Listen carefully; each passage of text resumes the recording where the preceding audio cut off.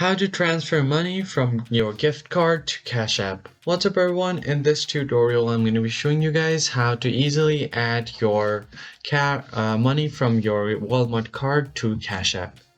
But before we begin, make sure to head down below to give this video a like and subscribe to our channel. Don't forget to turn on the bell icon so you don't miss out on any new videos. Alright, let's begin. So the first thing that you have to do is open up your Cash App on your mobile device.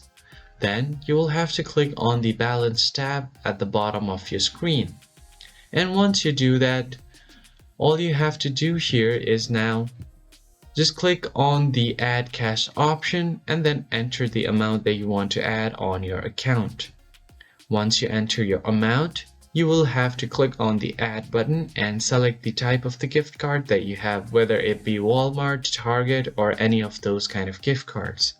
And once you do that, all you have to do is enter the card information, including the card number, your expiration date, and the CVV code. Be very careful when you enter such information, because these cannot be wrong or else your whole process will be messed up. And once you enter all of your card details, all you have to do is click on the Add Card button to complete the process. So that is pretty much it on how you can easily add your cash from your card to your Cash App.